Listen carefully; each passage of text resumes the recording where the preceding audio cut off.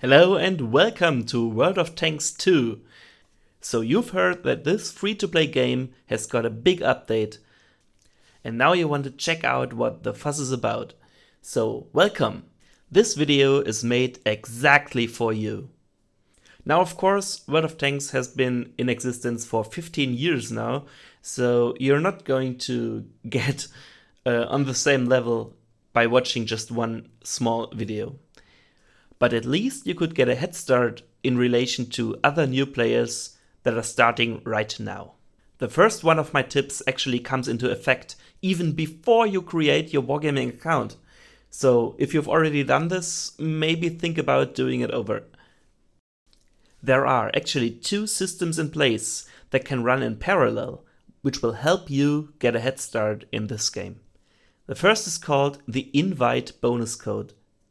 And there are some bonus codes floating around which you can put in while creating your account and you'll get a bonus. Now, which of these are still active and which are the best?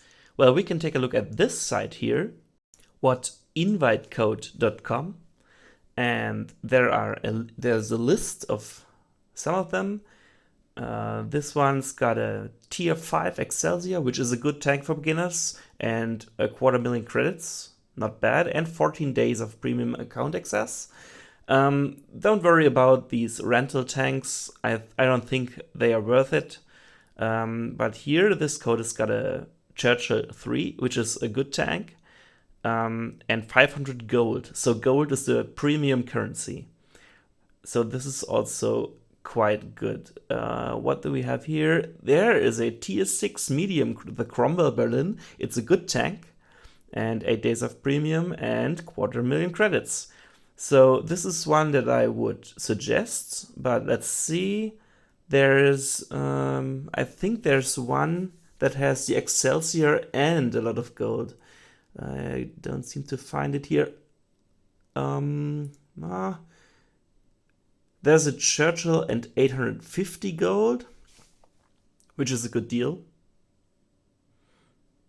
And this one's got 1000 gold. So both of these have got the T14, which is alright, but 1000 gold is really, really good.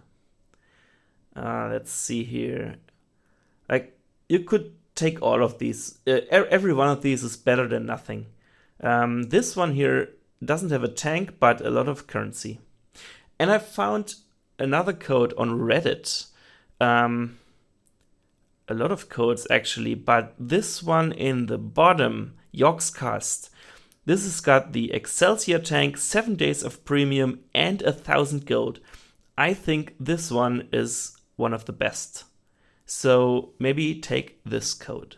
For our next step and for the other system that's in place, it's called the referral program. So if you know a person that has already played 500 or 600 matches of World of Tanks or more, they can recruit you and both of you get bonuses from this. So yeah, they can share a unique link with you, and after you've created your account, you can say to Wargaming, yes, I am this person's recruit, and you will earn points just by playing. You'll earn more points while playing with the person, but you don't need to. And after some games, I think it's about 1,000, no, maybe not 1,000, but 500 games or so, you will have a premium tank and a lot of currency. So now that we have installed World of Tanks and are in-game, our next step takes us to the settings or options menu. And I'm not going to show you how it looks because the UI is going to change drastically. So it doesn't really have a point of me showing you. Besides, my game is in German and I can't be bothered changing that. I'm sorry. But yeah, the World of Tanks settings menu is huge and you will take at least half an hour to click through all of it. But don't fret, there's essentially 3 settings that I want to guide you towards. The first one is to activate the so-called server radical. Doing this will help you compensate for lag or latency. so that you're not irritated by what your client sees and what the server sees, so your shots will fly true. Okay, the next thing is, I don't know why this is deactivated by default, but you only have a X2, X4, and X8 zoom on your scope in sniper view, and you need to actually activate 16 times and 25 times scope. You won't use this often, but when you're playing a sniper or trying to blind fire over the map, then it's better to have than not to have. And for the third essential setting that I recommend, you should display enemy and even ally HP in numbers, in absolute numbers instead of percentage. I don't know why this is on by default, but absolute numbers get you way more information than just percentage. The percentage is there anyways by having a progress bar, an HP bar. So you can see visually how much of the hull is missing, but having a number there is very helpful. Next up are campaigns or personal missions. There are actually 3 separate branches of personal missions or campaigns you can do, and you can activate all 3 of these in parallel. So Wargaming was so kind to gift you 2 tier 10 branches of researchable vehicles. And I'm going to come back to this later on, but this means that there is no more restriction. It used to be that way, that in order to be able to activate the first branch of personal missions, you had to have researched a tier 4 vehicle or more. And to activate the second branch, you had to have researched a tier 6 vehicle or more. And since you have researched up to tier 10 now, you can activate all of these. So all these missions can run in parallel and you can work towards progressing through them. Now, coming back to the gifted tier 10. Yeah. I would recommend that you don't play higher tiers as long as you don't grasp the basics of this game. I would recommend to take your gifted tier 10 tech tree, but to work in lower tiers until you feel more comfortable with the game. You need to learn to drive, to aim, to work with cover, to spot, and to know when you're spotted, to know where you can shoot other tanks and which ammunition you should use. All of these are learned best in mid-tier, tier 4, 5, 6, and maybe 7. I would recommend that you play at least 200 matches in a mid-tier, medium, or heavy tank. Don't play higher tier light tanks because they've got the highest skill cap of all. And don't play tank destroyers because most of them have got the sniper role and you won't learn to aim or fight in those. And refrain from using SPGs or artillery at the start of your journey. So what tanks should you use? In my opinion, you should learn the game by playing at least 100 games of Matilda. Matilda is the tier 4 British medium tank. It's got excellent armor. It's not as fast, but it's got a capable gun with good penetration and good rate of fire. If you don't want to play this medium tank, you can also try out the American Heavy Tank tree. At tier 5, you've got the T1 Heavy, which is just awesome to learn the game with. It's got enough armor, it's fast, it has a super awesome gun, and yeah, just play 100 matches in the T1 Heavy. The M6, which follows, is also recently buffed and a very, very good tank. And then the T29 is one of, or maybe the best tier 7 tank in the game. So all of these will teach you how to play this game. Finally, we are actually in-game. And the first thing I would recommend is that you spam your plus key on the right side of your keyboard as many times as you can, so the minimap to your right blooms out until it is as huge as it can be. Then press minus once, and then the minimap is exactly the size that you want it to be.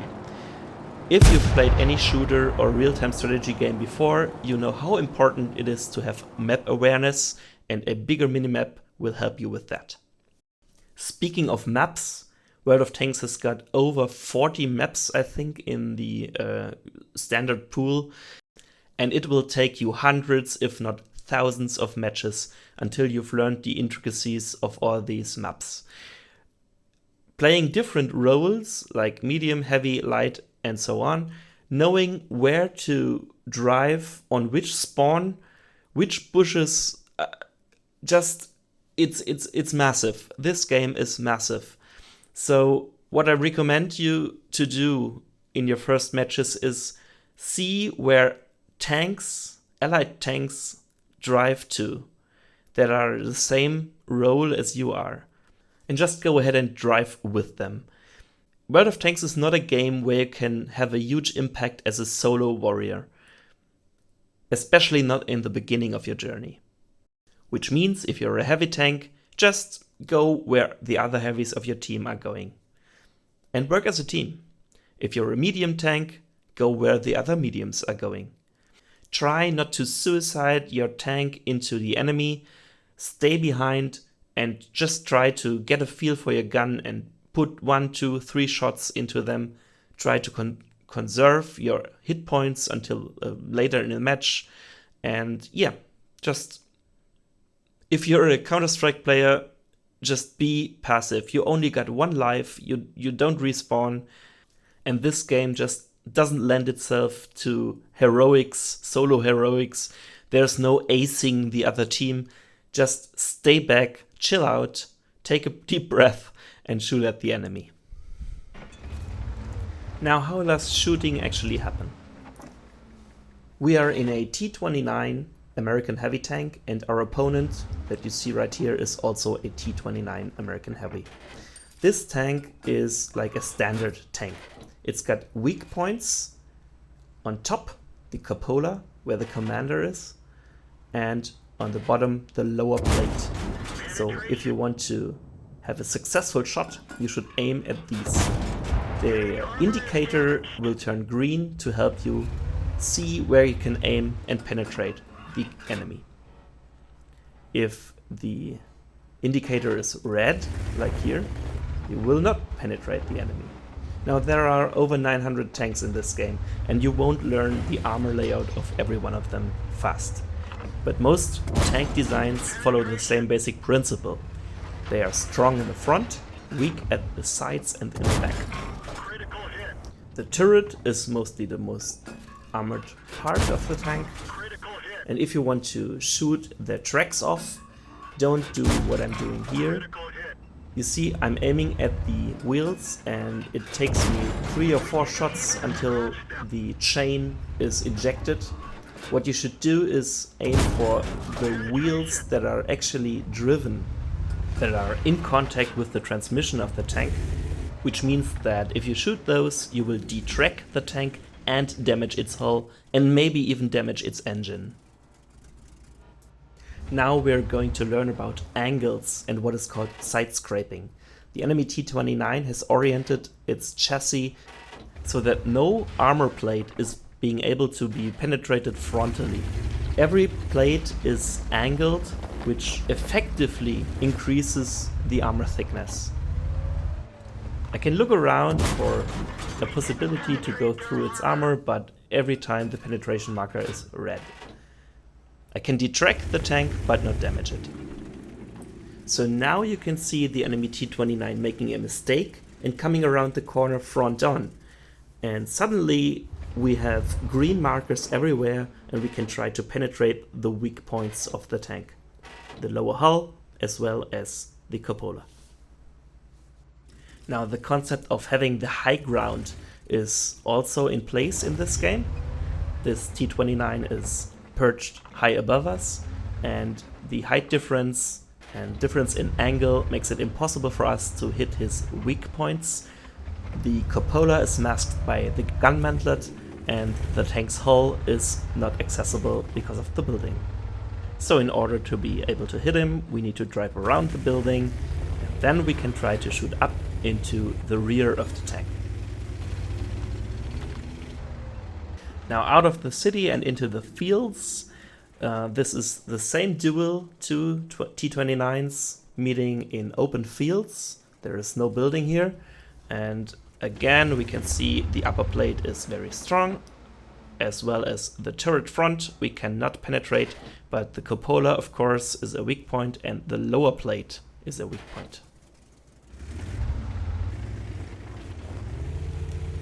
Now being in open fields means there are hills, and this T-29 is using the hill to its advantage. We cannot penetrate this T-29, but he can of course shoot us. This highlights a tank statistic that is underappreciated in general media, which is called gun depression. In tank warfare, it's not quite as important how far up your gun can go, but it is very important how far down your gun can go.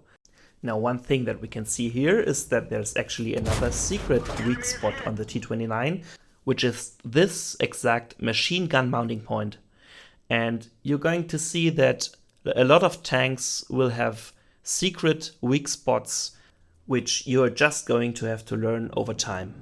But yeah, here this weak point is the only possibility for us to damage the enemy tank. Now our enemy has overexposed himself on this ridgeline, and we can actually take a shot at his lower plate, but seeing his mistake, he will back down and be safe again. And we are calling this playing hull down.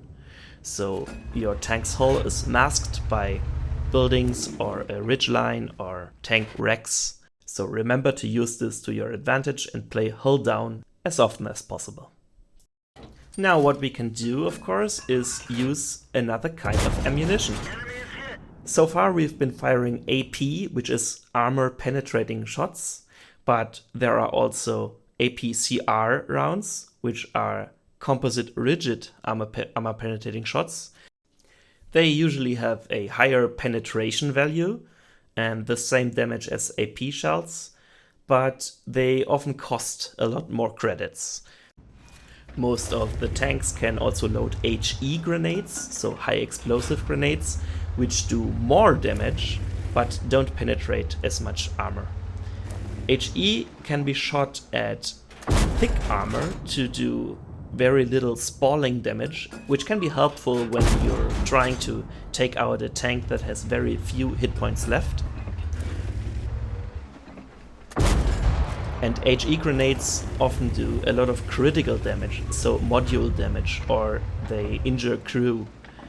And another use for HE grenades is to shoot them at very thin plates, so they can penetrate fully and do vast amounts of damage.